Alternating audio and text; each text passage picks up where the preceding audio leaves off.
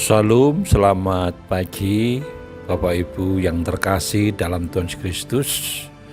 Saya percaya pagi hari ini kita sudah mempersiapkan diri dan banyak agenda yang akan kita kerjakan hari ini. Tetapi sebelum kita memulai aktivitas kita, mari kita akan bersama-sama untuk menghampiri Tuhan dengan kita merenungkan firman Tuhan yang diberikan tema keutamaan Tuhan Yesus bagian ketiga. Firman Tuhan diambil dari Kolose pasal 1 ayat 23 yang demikian firman Tuhan. Sebab itu kami harus bertekun dalam iman, tetap teguh dan tidak berguncang, dan jangan mau digeser dari pengharapan Injil. Bapak Ibu yang dikasihi Tuhan Yesus Kristus, setelah Rasul Paulus menjelaskan tentang keutamaan Kristus, akhirnya ia memberikan aplikasi praktis yang seharusnya dilakukan oleh jemaat Kolose. Semua penjelasan yang diberikan oleh Rasul Paulus adalah doktrin yang sangat dalam, yang bisa jadi hanya akan menjadi pengetahuan saja bagi jemaat. Oleh sebab itu, untuk mencegah terjadinya hal demikian, maka Rasul Paulus memberikan aplikasi yang bisa dilakukan oleh jemaat. Kata sebab itu di dalam ayat 23 ini mengindikasikan bahwa karena semua hal sudah dijelaskan di awal, maka jemaat harus melakukannya. Mereka harus bertekun dalam iman, tetap teguh dan tidak berguncang. Jika pada awal surat ini Rasul Paulus memuji iman dari jemaat Kolose, maka sekarang Rasul Paulus mengingatkan mereka untuk tidak merasa puas dengan iman mereka sekarang.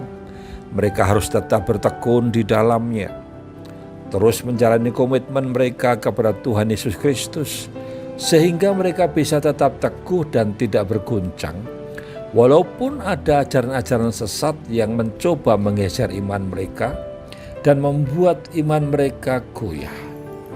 Selain daripada itu, jemaat di Kolose juga harus tetap memegang dan menghidupi pengharapan dari Injil yang sudah mereka dengar, yaitu berita keselamatan dari Tuhan Yesus Kristus yang adalah Tuhan dan Juru Selamat. Pengharapan yang akan menjadi dasar dari iman kepercayaan mereka.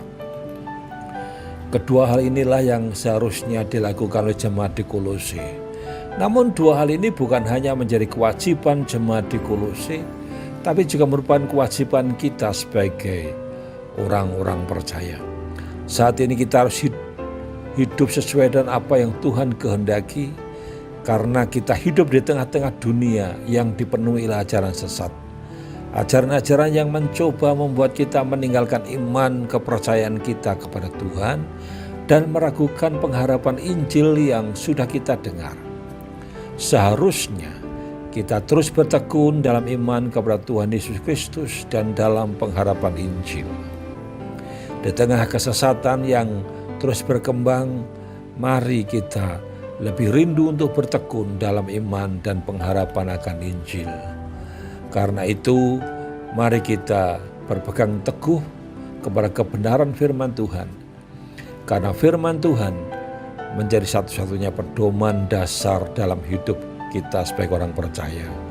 Kita harus berkomitmen di hadapan Allah untuk mempelajari, menghayati dan melaksanakan apa yang kita pelajari dengan benar sesuai dengan kehendak-Nya, agar kita terus dapat melihat Tuhan menuntun hidup kita hari lepas hari, karena kita berpegang kepada iman dalam pengharapan, yaitu di dalam Injil keselamatan. Mari kita akan berdoa sebelum kita melakukan aktivitas kita. Terima kasih Tuhan atas kekuatan yang Tuhan berikan di tengah-tengah dunia yang dipenuhi dengan ajaran yang sesat, ajaran yang mencoba untuk menggoyahkan iman kami.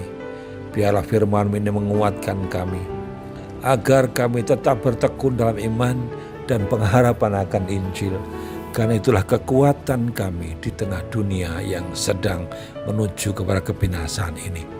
Sebab itu, Kami percaya bahwa Engkau akan terus menyertai kami. Aktivitas kami hari ini juga kami serahkan dalam tangan kuasa-Mu. Kiranya Engkau sediakan menolong kami agar kami terus maju dalam Tuhan. Kami tidak menyimpang dari jalan-Mu. Dalam nama Tuhan Yesus kami menaikkan doa ini. Haleluya. Amin. Selamat beraktivitas Bapak Ibu. Mari kita akan terus maju bersama Tuhan. Jangan kita kendor tapi makin setia karena hari Tuhan sudah mendekat. Haleluya. Amin.